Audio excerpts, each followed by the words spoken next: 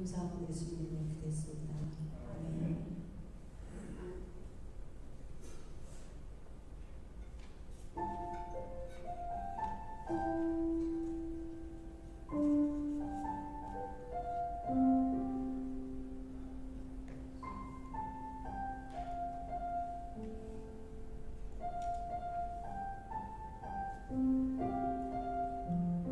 예수 사랑합니다. 예수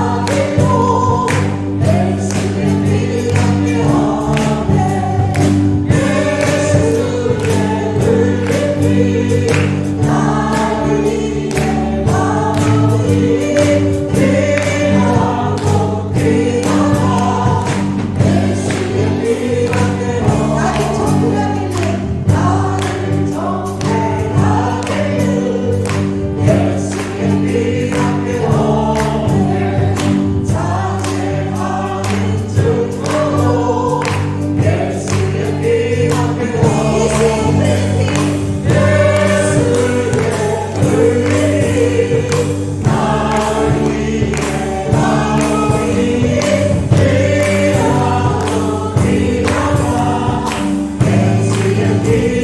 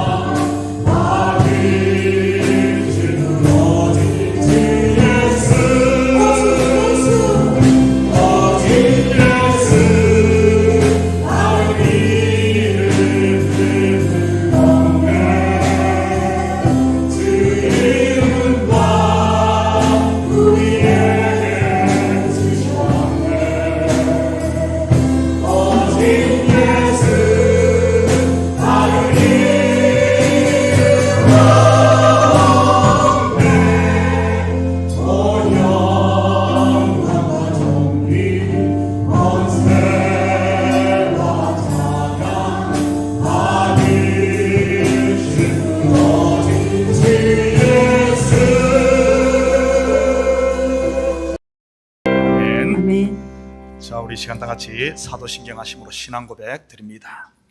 전능하사 천지를 만드신 하나님 아버지를 내가 믿사오며 그 외아들 우리 주 예수 그리스도를 믿사오니 이는 성령으로 잉태하사 동정녀 마리아에게 나시고 본디오 빌라도에게 고난을 받으사 십자가에 못 박혀 죽으시고 장사한 지 사흘 만에 죽은 자 가운데서 다시 살아나시며 하늘에 오르사 전능하신 하나님 우편에 앉아 계시다가 저리로서 산 자와 죽은 자를 심판하러 오시리라. 성령을 믿사오며 거룩한 공회와 성도가 서로 교통하는 것과 죄를 사하여 주시는 것과 몸이 다시 사는 것과 영원히 사는 것을 믿사옵나이다. 아멘. 다 같이 자리에 앉아 주시기 바랍니다. 먼저 교회 소식 전해드리도록 하겠습니다.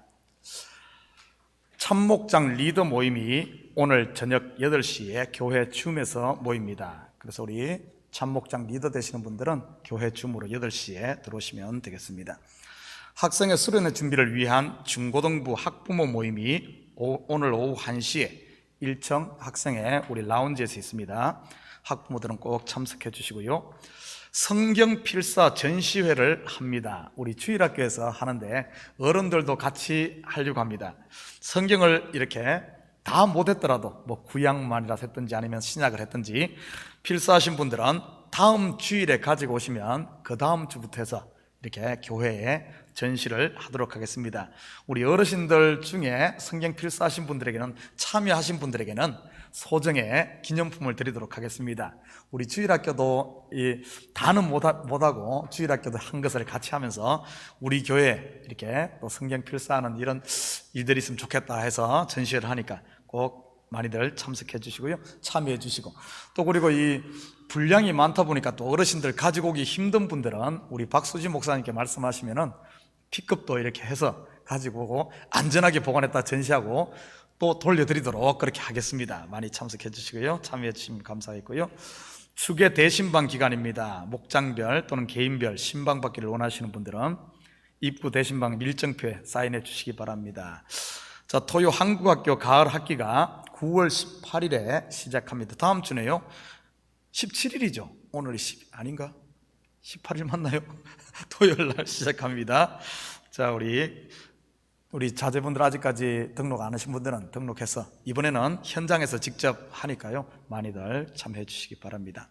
자, 그리고 교회 각종 예배 및 소그룹 모임에 관심을 좀 가져주셨으면 좋겠습니다. 왜냐하면 교회에서 다양한 프로그램을 하고 좋은 것을 하는데 우리 성도들이 좀 이렇게 너무 무관심하다 그럴까요?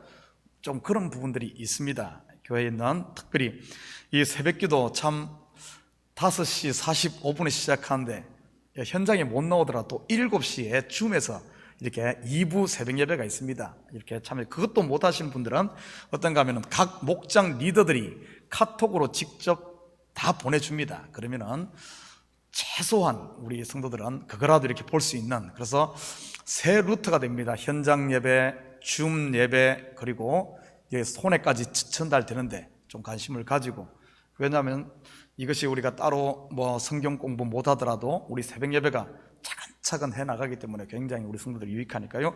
그것도 있고, 또 수요 커피 브레이크 지금 한 5명, 6명이 지금 거의 1년 가까이 그냥 고정적으로 하고 있는데 우리 교회는 왜 성경 공부가 없어? 그러지만 있는데 내가 눈 감고 있으니까 안 보여서 그런 겁니다.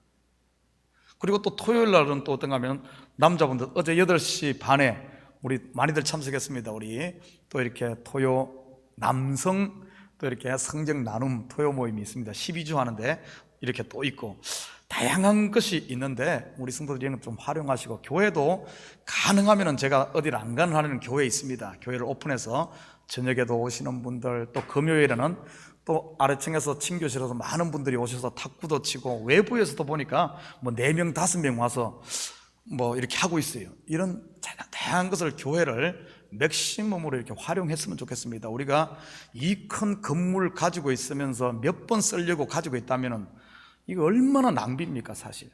그럴 것 같으면 그냥 사회에다 그냥 환원을 해버리는 것이 교회가 진짜 할 도리 아니겠어요?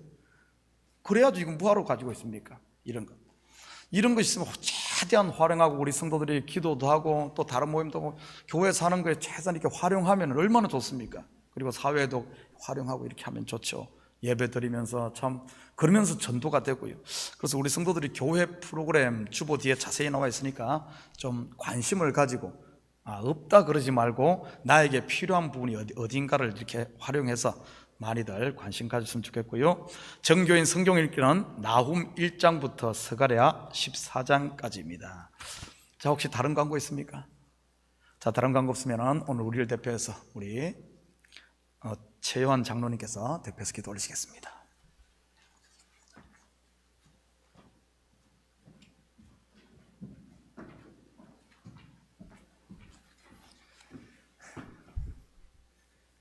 사랑과 은혜가 풍성하신 전능하신 하나님 아버지 참으로 감사합니다. 정말 죽을 수밖에 없는 저희들을 모습을 감싸 주시고 우리 발걸음을 아버지 하나님께서 사랑하시는 참 교회 전으로 인도하시고 우리의 부족하지만 사랑을 나눌 수 있도록 아버지 인도하여 주신 주님 참으로 감사합니다. 지난 한 주간을 살면서도 주님께 사랑한다는 고백을 하지 못하고 부족하고 실수하고 잘못하고 이 모든 허물을 주께서 오늘 이 자리에 다 통회하게 하시고 주님께서 감싸 주시는 사랑의 평안을 경험하게 하시고 이제는 우리가 우리 자신 속에 살아가는 것이 아니라 주님이 우리 안에 동행하는 삶을 살 수 있도록 주님께서 인도하여 주시옵소서. 우리 교회를 참으로 사랑하여 주셔서 지난 30년 동안 지켜주시고 아버지 주여 이제는 성장하게 하시고 주님의 일을 마음껏 할 수 있는 장소로 허락하여 주심을 참으로 감사합니다. 우리 성도들 이제는 일어나게 하시고 구원의 감격을 아버지 주여 날마다 경험하며 선포하게 하시고 이제는 나아가 증거하는 삶을 살 수 있도록 담대하게 인도하여 주시옵소서. 주님께서 두려워하지 말라 내가 너와 함께함이니라 놀라지 말라 나는 내 하나님이 됨이시라 한 아버지 주님의 말씀을 날마다 마음속에 새기며 우리 삶 속에서 하나님의 구원의 삶이 날마다 이루어지는 이제는 살아있는 성도들이 다 될 수 있도록 주님께서 성령으로 붙들어 주시옵소서. 우리 교회를 드나드는 모든 성도들이 하나가 되게 하시고 세상에서 볼 수 없는 사랑의 진실을 주님께서 우리에게 보여주셨듯이 우리가 헌신하며 성실히 아버지 성도의 생활을 다 할 수 있도록 주님께서 역사하여 주시옵소서. 우리는 할 수 없음을 주님께 고백합니다. 그러나 주님 안에서 내가 모든 것을 할 수 있다는 아버지 고백처럼 우리의 삶이 날마다 변화되게 하시고 아버지 아버지 주여 기도의 깊이가 깊어지게 하시고 사랑의 아버지 손길이 눈에 떠일 수 있도록 주님 인도하여 주시옵소서. 우리 사랑하는 목사님을 아버지 단위에 세우심을 참으로 감사합니다. 성령의 두루마리로 매일매일 감싸 주시니 감사합니다. 세상의 아버지 주여 물결의 아버지 주여 당당히 써나가는 리더자로 세워주시고 모세에게 아버지 새 힘을 주며 아버지 홍해를 가르던 그 믿음을 허락하셔서 이제는 아버지 세상이 감당치 못하는 놀라운 능력의 사자로 세워주시옵소서. 오늘도 그를 통해 아버지 듣는 하나님의 말씀이 우리의 심령을 쪼개고도 남는 살아계신 하나님의 말씀이 되게 하셔서 하나님의 아버지 주여 충성스러운 일꾼들이 다 되게 하여 주시옵소서. 천성을 향해 달려가는 우리 모두가 될 수 있도록 주님 인도하여 주시옵소서.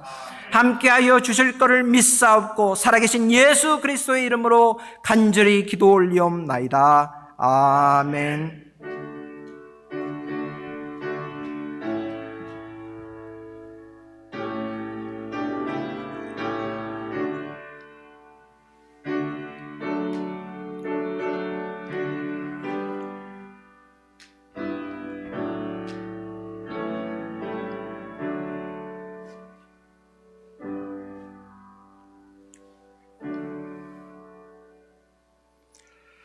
자, 오늘 이 시간 하나님께서 우리에게 주시는 하나님 말씀은 누가복음 18장 18절에서 30절까지 말씀입니다. 저와 여러분이 한 절씩 나누어서 교독하도록 하겠습니다. 어떤 관리가 물어 이르되 선한 선생님이여 내가 무엇을 하여야 영생을 얻으리까?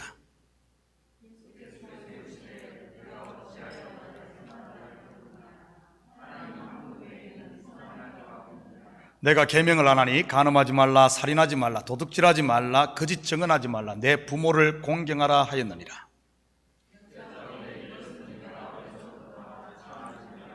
예수께서 이 말을 들으시고 이르시되 내게 아직도 한 가지 부족한 것이 있으니 내게 있는 것을 다 팔아 가난한 자들에게 나눠주라. 그리하면 하늘에서 내게 보화가 있으리라. 그리고 와서 나를 따르라 하시니,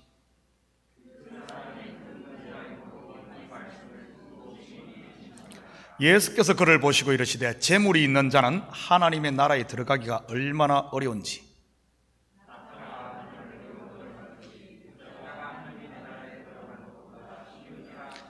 듣는 자들이 이르되 그런즉 누가 구원을 얻을 수 있나이까?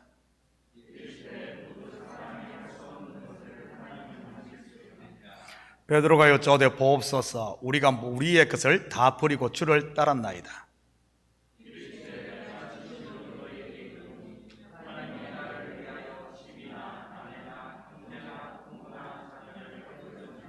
함께 읽겠습니다.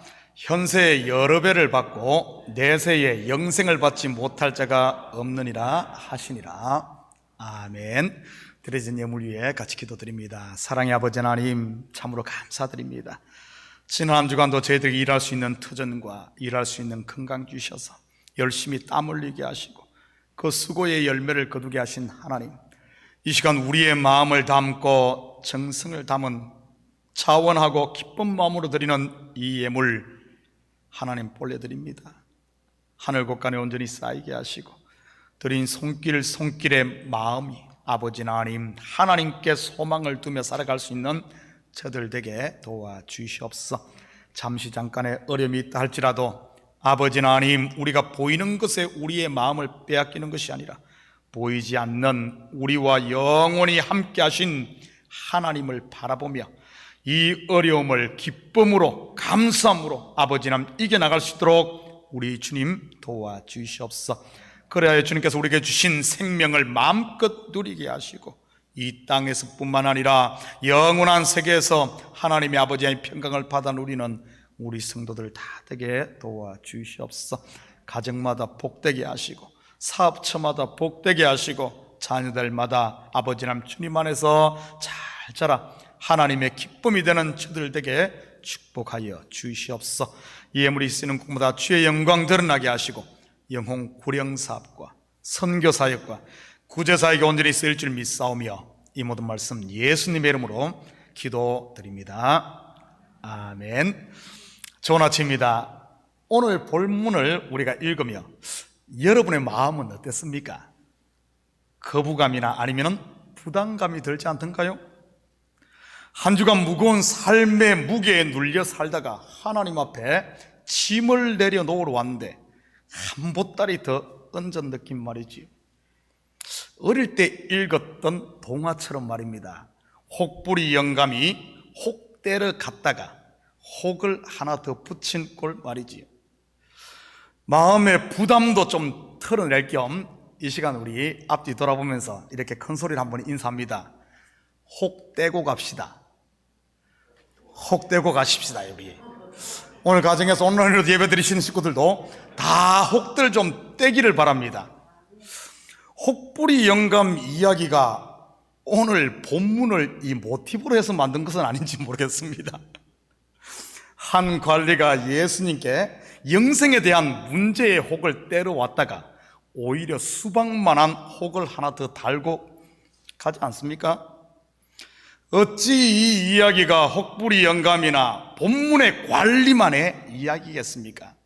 진리를 바로 알지 못하고 겉만 본다면 곧 나의 이야기일 수 있지요. 사실 이 시대에 얼마나 많은 성도들이 혹대로 교회에 왔다가 오히려 혹을 더 달고 갑니까? 분명 예수님은 우리에게 붙어있는 죄의 혹, 사망의 혹, 더 나아가 인생의 무게의 혹들을 떼주러 오셨는데도 말이지요. 더 이상 혹 달고 다니지 마시고 이 시간을 통해 다 떼어버리는 이런 시간 되기를 주님의 이름으로 축복합니다. 18절입니다. 어떤 관리가 물어 이르되 선한 선생님이여 내가 무엇을 하여야 영생을 얻으리까? 먼저 관리로 소개된 단어 아르코는 통치자, 지배자, 첫째라는 뜻입니다. 다시 말해 이 사람의 지금 상태가 첫째, 곧 장자라는 말이지요. 성경에서 장자는 율법을 말하는 것이고요. 그의 질문이 무엇입니까? 무엇을 하여야 영생을 얻으리까? 영생에 관심을 가진 것을 보니 이 관리는 요즘 말로 하면 저와 여러분과 같이 교회 잘 다니는 성도임에 틀림없습니다. 19절입니다. 예수께서 이르시되 내가 어찌하여 나를 선하다 일컫느냐? 하나님 한 분 외에는 선한 이가 없느니라. 영생의 방법을 찾는 그에게 예수님은 곱게 대답을 하지 않습니다. 자신을 선한 선생으로 부른 그에게 어찌하여 나를 선하다 일컫느냐? 이렇게 말하고 있지 않습니까? 하나님 한 분 외에는 선한 이가 없느니라. 예수님이 하나님 아닌가요? 그렇다면 왜 예수님은 관리에게 왜 이렇게 말한 것일까요? 이유는 속의 것을 보지 못하고 겉의 것밖에 못 보는 그의 율법의 눈을 고쳐주기 위해서입니다. 보이는 것이 아닌 보이지 않는 것이 선이요, 겉의 것이 아닌 속의 것이 선한 것이며 율법이 아닌 진리가 선한 것임을 말이지요.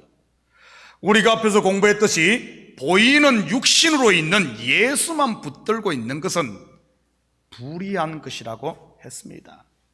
그러기에 예수님은 반드시 십자가에서 죽고 부활하셔서 성령으로 다시 오셔야만 하나님의 의가 완성되는 것이지요. 20절, 21절입니다. 내가 계명을 하나니 간음하지 말라, 살인하지 말라, 도둑질하지 말라, 거짓 증언하지 말라, 내 부모를 공경하라 하였느니라. 여짜오되 이것은 내가 어려서부터 다 지켰나이다. 율법을 다 지킨 이 관리가 예수님을 찾아온 목적이 무엇이었습니까? 어떻게 하면 영생을 얻을 수 있습니까? 하는 영생이지요. 율법을 다 지킨 이 사람 속에 지금 영생이 있다는 말입니까? 아니면 없다는 말입니까? 당연히 없지요. 그러니 영생을 찾아 예수님께 온 것 아니겠습니까? 여러분 잘 들으시기 바랍니다. 이 관리의 이야기는 그 사람만의 이야기가 아닌 지금 저와 여러분의 이야기니 말이지요. 여기에 계신 성도님들 가운데 이 관리처럼 살고 계신 분은 안 계신가요? 목사님이 천국 가려면 주일에 교회 빠지면 안 된다고 해서 10년 넘게 교회에 한 번도 안 빠지고 개근을 했고 11조는 기본, 주일헌금, 감사헌금, 성경헌금, 구제헌금, 생일헌금, 감사헌금, 신방헌금 꼬박꼬박 드려야 한다고 해서 다 드렸고, 술 마시고 담배 피우면 안 된다고 해서 혀를 깨물어 가며 끊었고, 기도하라고 해서 졸면서 비몽사몽하면서도 기도했고, 봉사하고 선교 가야 한다고 해서 직장에서 잘리면서까지 하면서 선교 다녀왔고, 예배 시간 늦으면 안 된다고 해서 스피드 티켓 받으면서까지 예배 시간 맞춰왔고, 예배 때 졸면 안 된다고 해서 위가 빵군하기까지 독한 커피 마시가면서 안 졸았고, 그래도 안 돼서 허벅지에 멍이 들도록 찝어가며 예배에 깨어 있었고, 또 뭐가 있죠? 먹을 것 안 먹고 입을 것 안 입고 누릴 것 안 누리면서 헌신을 다 했는데도 마음에 천국이 없는 분들 말이지. 그거야 죽어봐야 알지 이러는 분들 말입니다. 속된 말로 쇠가 빠지도록 신앙생활 하신 분들 말입니다. 자기를 돌아보면 스스로 뿌듯하고 대견하며 멋지게 산 것 같은데 왠지 마음의 중심이 텅 비어있는 이런 분들 말입니다. 그래서 겉으로는 은혜로다 은혜로다 하는데 속에서는 다 쓸데없어 헛되고 헛되도다 하는 분들 말입니다. 제가 너무 마음에 전곡을 찔렀나요? 제가 찌른 게 아니고 오늘 본문이 그 이야기를 하고 있는 것입니다. 22절입니다. 예수께서 이 말을 들으시고 이르시되 내가 아직도 한 가지 부족한 것이 있으니 내게 있는 것을 다 팔아 가난한 자들에게 나눠주라. 그리하면 하늘에서 내게 보화가 있으리라. 그리고 와서 나를 따르라 하시니. 무슨 말입니까? 네가 10가지 계명, 예수님 당시에는 613개 조항이 있었는데 그것 다 지켰으니 거기에 한 가지만 더해서 614개를 지키면 된다는 말일까요? 한 가지가 부족한데 그것 하면 영생을 얻는다고 하니 말이지요. 안타깝게도 너무나 많은 성도들이 신앙생활을 이렇게들 하고 있습니다. 1시간 기도하던 사람이 2시간 하고 100불 헌금하던 사람이 200불 하고 하루에 담배 10가지 피우던 사람이 5가지 피우고 1년에 성경 1독하던 사람이 2독하고 하면서 부족한 것 한 가지 채우려고 하고 있는 것들 말이지요. 그러다가 결국은 지쳐 나가 떨어져 버리는 이런 모습들. 혹시 내 이야기 아닙니까? 이것이 바로 예수님을 대적했던 종교 지도자들이나 바리새인들이 했던 모습입니다. 언제까지 그렇게 극만 맴돌고 광야를 헤매며 땅의 것에만 머물 수 있겠습니까? 땅에서 하늘로, 겉에서 속으로, 율법에서 진리로 옮겨가야지요. 내게 있는 것을 다 팔아 가난한 자들에게 나눠주라. 그리하면 하늘에서 내게 보화가 있으리라.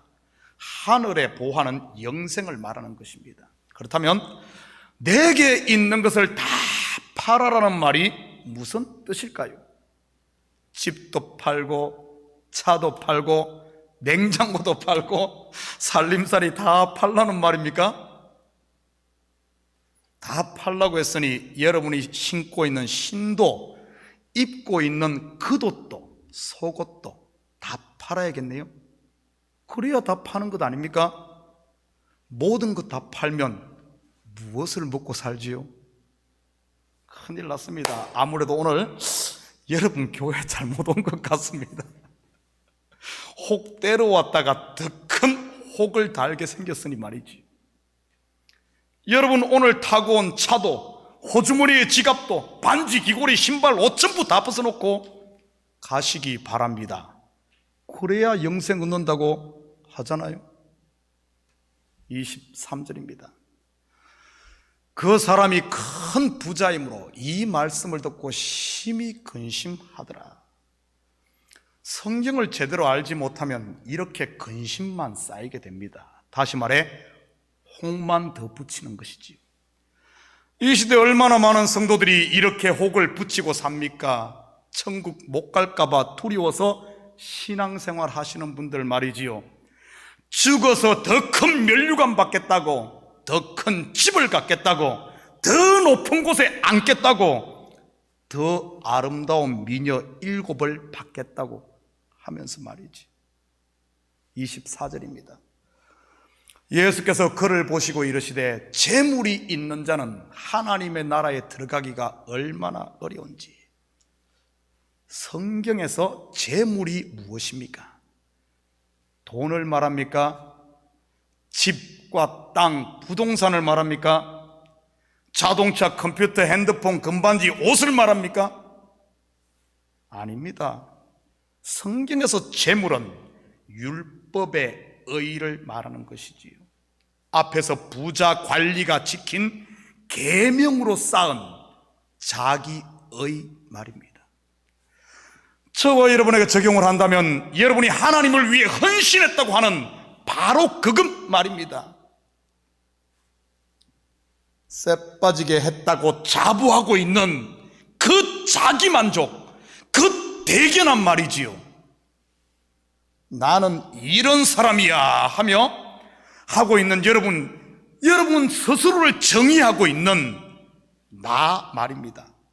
나는 공부를 많이 해서 지식이 있는 사람, 나는 선하게 살아서 착한 사람, 나는 돈을 많이 벌어서 성공한 사람, 나는 교회에 봉사를 많이 해서 1등 신자, 나는 기도를 많이 해서 영적인 사람, 나는 죄를 안 지어서 의로운 사람, 그러면서 모든 것을 둘로 보지요. 선과 악, 나와 너로 갈라서 말입니다. 혹시 우리들이 이러한 부자는 아닌가요? 25절입니다. 낙타가 바늘기로 들어가는 것이 부자가 하나님의 나라에 들어가는 것보다 쉬우니라 하시니, 이 비유는 단순히 이것보다 저것이 쉽다 하는 비교를 설명하는 게 아닙니다. 이 비유는 27절과 대꾸를 이루고 있기 때문에 같이 보도록 하죠. 27절입니다.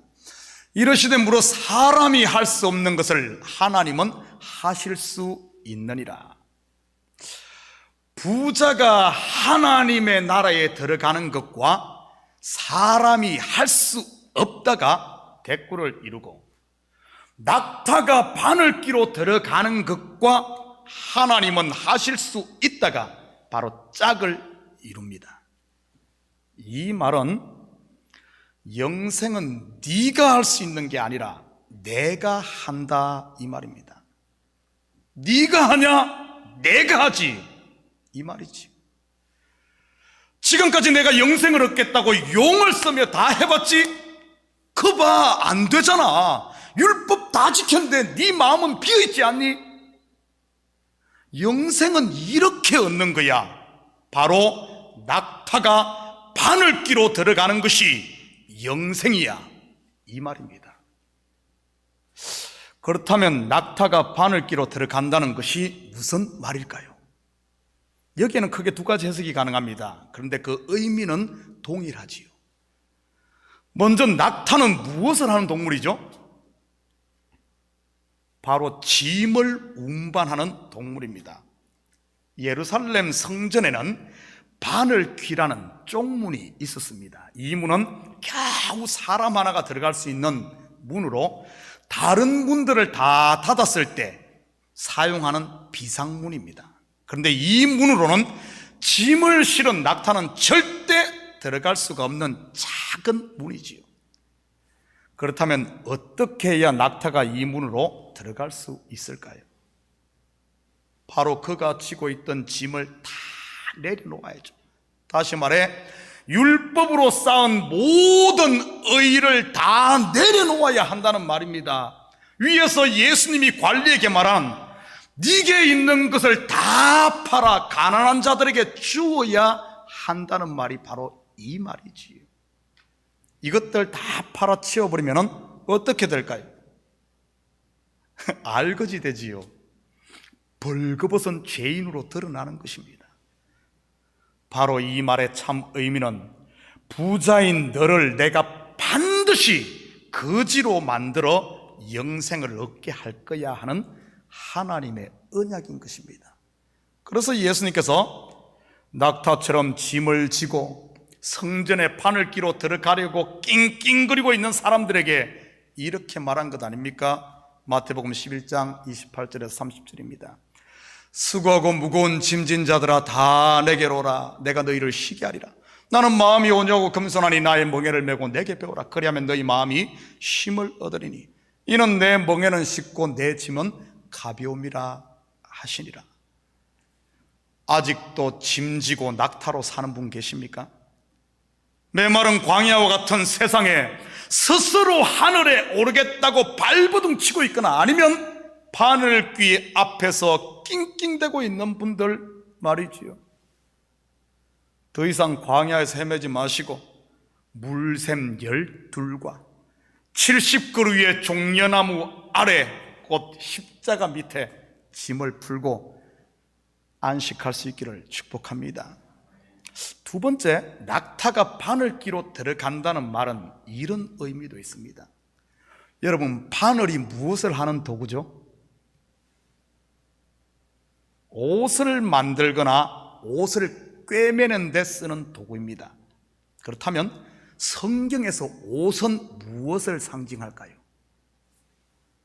무화과 잎으로 만든 치마와 가죽옷, 바로 율법과 은혜, 두 언약을 말합니다. 바늘은 이 두 언약을 하나로 완성하는 바로 언약의 기둥 십자가를 말하는 것이죠. 그리고 바늘 귀는 십자가의 문으로 그 문을 통과해야만 구원이 완성되는 예수 그리스도의 죽음을 말하는 것이기도 하지요. 어떻게 영생을 얻는 줄 아니? 너의 율법 지킴이 아닌 바로 내가 너를 위해 십자가에 죽어야 영생이 이루어지는 거야. 바로 이 말입니다.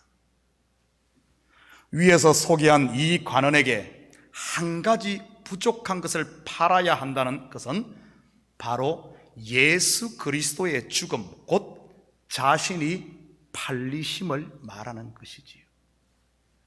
가룟 유다에 의해 예수님이 은 30에 팔리지 않습니까?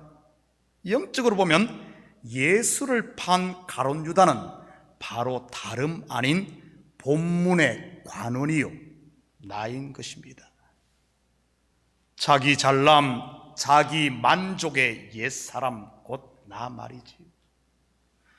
예수님이 친히 팔리심으로 저와 죄와 사망에 팔렸던 저와 여러분을 대속하는 것, 그것이 구원인 것입니다. 예수 그리스도를 주로 영접한 사람은 벌써 자신의 소유를 다 판 사람이요, 그래서 심령이 가난한 거지인 것입니다. 여러분은 사는 게 거지 같습니까? 거지가 거지 같아야지 거지가 부자 같아서야 어떻게 은혜를 받겠습니까? 삶이 거지 같다고 불평하지 마시고 감사할 수 있기를 축복합니다. 28절입니다. 베드로가 여짜오되 보옵소서, 우리가 우리의 것을 다 버리고 주를 따랐나이다. 이럴 때 베드로가 빠지면 안 되지요. 예수님의 이 말씀에 배와 거물 모든 것을 버리고 예수님을 따른 베드로 얼마나 어깨가 으쓱했겠습니까? 혹시 여러분 중에 베드로와 같은 분은 없습니까? 나는 주를 위해 잘 나가던 회사도 그만뒀어. 나는 주를 위해 모두가 부러워하는 명문대학도 포기하고 신학교 갔어. 그러니 천국에서 총리 자리는 내가 따놓은 당상이야, 이러는 분들 말이지요. 말로는 하지 않는다 할지라도 혹 여러분 마음 한 구석이라도 이 베드로의 마음이 있지는 않습니까? 29절 30절입니다. 이러시되 내가 진실로 너희에게 이르노니 하나님의 나라를 위하여 집이나 아내나 형제나 부모나 자녀를 버린 자는 현세에 여러 배를 받고 내세에 영생을 받지 못할 자가 없느니라 하시니라. 과연 예수님의 이 말씀 앞에 베드로의 어깨가 여전히 으쓱하며 올라가 있을 수 있었을까요? 그렇다면 이 말씀은 무엇을 말하는 것일까요? 예수 믿으면 부모 자식 다 버리고 후레자식이 되어야 한다는 말일까요? 이 말씀을 문자적으로 믿고 정말로 가정과 부모를 버리고 후레자식 된 크리스찬도 있습니다. 멀리 가지 않아도 여러분 주위에도 있을지 모르지요. 어쩌면은 여기 우리들 가운데도 말이지요. 주의 일을 한다고 남편과 자식 밥도 제대로 안 챙겨주고 돌보지도 않은 사람 말이지요. 먼저 버리다로 번역된 헬라어 아비에미는 버린다는 의미뿐만 아니라 보내주다, 용서하다, 해방하다는 뜻도 같이 가지고 있습니다. 그렇다면 집, 부모, 형제, 아내, 자녀는 무엇을 말하는 것일까요? 여러분, 집은 성전을, 부모와 형제는 십자가 지기 전에 예수님 자신을 말하는 것입니다.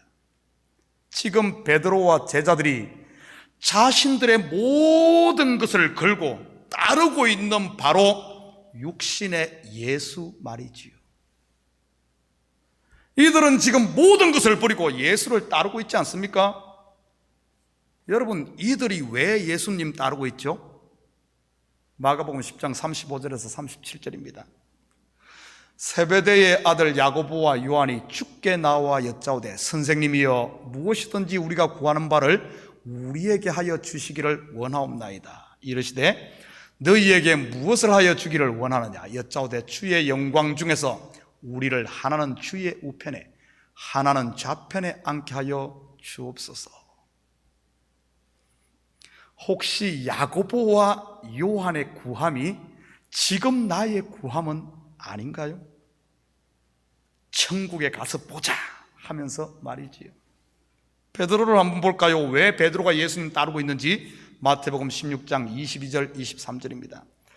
베드로가 예수를 붙들고 항변하 이르되 주여 그리 마옵소서 이 일이 결코 주께 미치지 아니하리이다. 예수께서 돌이키시며 베드로에게 이르시되 사탄아 내 뒤로 물러가라. 너는 나를 넘어지게 하는 자로다. 내가 하나님의 일을 생각하지 아니하고 도리어 사람의 일을 생각하는도다 하시고, 예수님께서 예루살렘으로 올라가 대제사장들과 서기관들에게 고난을 받아 죽는다고 하자 베드로가 쉽게 말해 뚜껑이 열린 것입니다. 모든 소유를 다 버리고 오직 예수님 한 분에게 전부를 걸고 있는, 자기의 속도 모르고 그런 소리를 하고 있으니 말이지요. 과연 베드로의 이러한 행동이 정말 주를 위한 것이었을까요? 아니면 자기를 위한 것이었을까요? 바로 자기지요. 그렇다면 과연 베드로가 보이는 육신의 예수님을 버렸을까요? 집과 부모와 자신과 형제와 다 버려야 된다 그러는데 버렸을까요? 버리긴 버렸지요. 어떻게 해요? 3번씩 모른다고 부인하면서 말이지요. 제자들도 마찬가지고요. 오늘 본문에 육신의 예수를 버리라는 진리를 알고 그랬을까요? 전혀입니다. 이 진리를 알았다면 예수님을 부인하고 버리지 않았을 겁니다. 이 진리를 알지 못하니 환난과 박해라는 방법을 통해 하나님께서 부인하고 버리게 하신 것입니다. 여러분은 정뗀다는 말 들어봤어요? 정뗀다.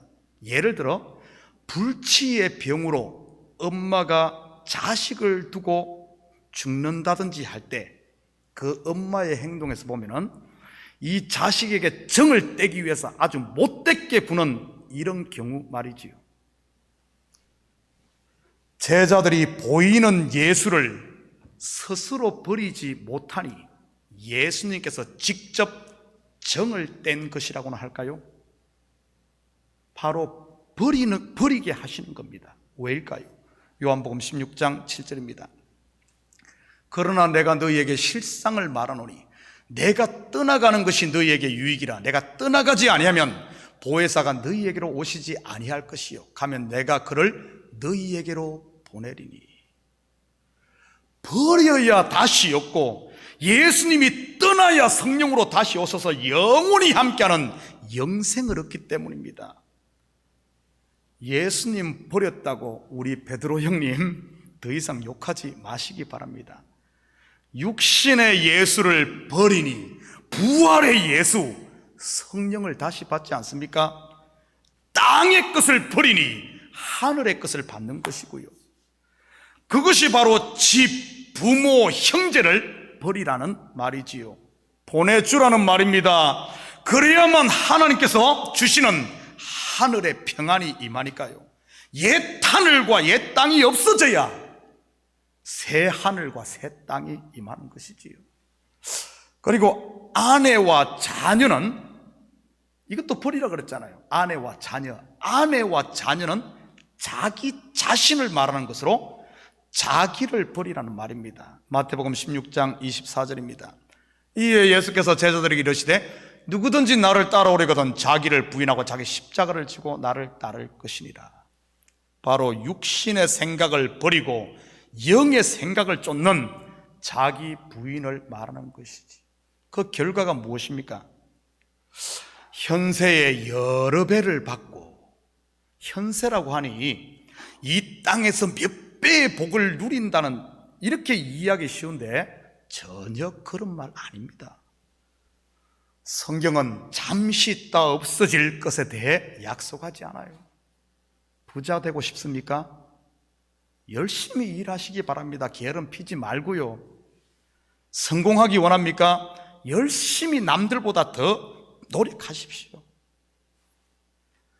여기에 현세로 번역된 단어는 크로노스, 즉 물리적인 우리가 생각하는 그 시간이 아니라 카이로스입니다. 바로 하나님의 시간, 곧 하나님의 때를 이야기하는 것이지요. 여러 배를 받고 여러 배를 받는다. 100배, 60배, 30배, 천국의 계산 방법 아닌가요? 자기가 부인된 사람은 하나님 나라가 충만하게 그 속에 역사함으로 생명과 평안을 누리게 된다는 말입니다. 다른 말로 성령 충만이라고 하지요. 오직 은혜가 왕노릇하는 그 나라 말입니다. 영생을 받지 못할 자가 없느니라. 옥토에 뿌려진 믿음의 씨앗이 반드시 열매를 맺는다는 뜻이지요. 그 열매가 바로 아들 아닙니까? 우리 속에 그리스도의 형상이 이루어지고 우리가 하나님의 아들로 서는 것 말입니다. 누가복음 10장 42절입니다. 몇 가지든지 혹은 한 가지만이라도 족하니라. 마리아는 이 좋은 편을 택하였으니 빼앗기지 아니하리라 하시니라. 어떻게 하여야 영생을 얻으리까? 바벨탑 그만 쌓고 이젠 내려와서 내가 준비한 생명의 잔치를 맛봐. 그러면 돼. 우리가 우리의 것을 다 버리고 주를 따랐나이다. 그래, 참 잘했다. 이제 그만 네가 잡고 있는 이 육신의 것, 땅의 것, 그것 좀 가게 하렴. 네가 전부라고 생각하고 있는 그 사람 예수, 네 교만, 네 자랑, 우리의 자랑은 십자가 그리스도만 돼야 되는데 내가 무엇을 했다는 그것 좀 가게 하렴. 네가 안다는 것, 네가 정의라고 생각하는 것, 움켜쥐고 있는 것들 좀 내려놓고, 그러면 참된 하늘의 은혜와 평강이 찾아올 거야. 그 누구도 빼앗아 갈 수 없는 하나님 나라 말이지. 사랑하는 성도 여러분, 여러분이 타고 온 차, 호주머니 속의 지갑, 여러분의 겉옷 속옷 제발 버리지 마시고 그대로 다 가져가시기 바랍니다. 헌금은 말고요. 헌금 드린 것은 그거 말고, 그거 벗어놓고 가면 제가 처리하기도 곤란하니까요. 할렐루야. 혹들 떼셨습니까? 혹은 혹부리 영감에게나 어울리는 것이지 성도들에게 어울리는 것은 아닙니다. 성도들에게는 그리스도의 멍에 곧 하늘을 나는 이 날개가 어울리지요. 이 한 주간도 주님께서 우리에게 주신 은혜와 평강의 날개를 달고 기죽고 살지 마시고 부담 가지고 살지 마시고 하나님께 주신 이 맛을, 여호와를 기뻐하는 것이 너희의 힘이리라. 주님이 주신 날개 달고 우리 주님의 이 사랑을 전하는, 이 땅에서 복음의 독수리로 사는 이런 복된 한 주 되기를 주님의 이름으로 축복합니다. 같이 기도하십시다. 사랑의 아버지 하나님, 참으로 감사드립니다. 맞습니다. 생명은 주님 안에 있고 영생은 바로 주님이 영생입니다.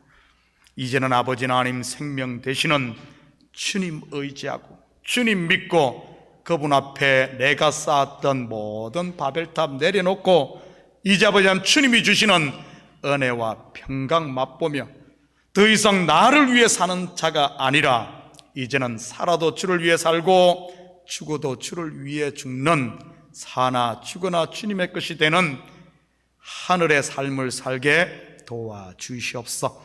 감사드리며 예수님의 이름으로 기도드립니다. 아멘. 우리 다 같이 자리에서 일어납니다. 우리 찬송 436장 들으신 후에 축도로 예배를 마칩니다.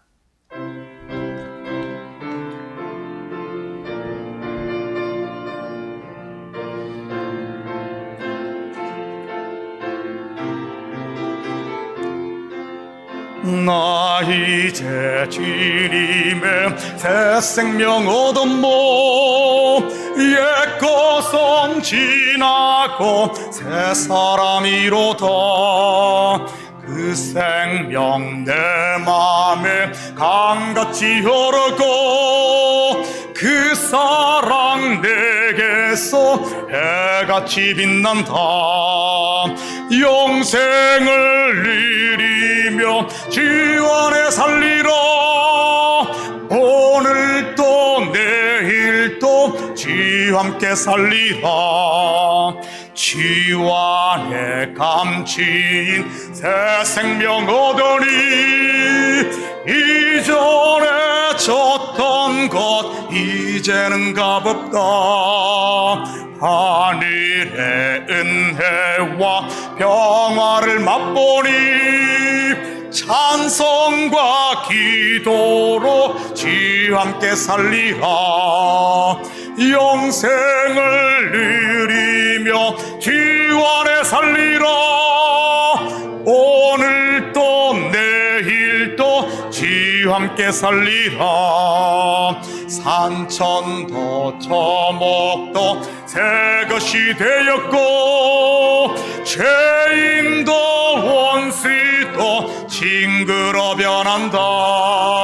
새 생명 얻은 자 영생을 누리니 주님을 모신 맘 새 하늘이로다.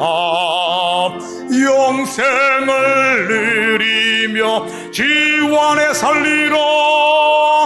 오늘도 내일도 주 함께 살리라.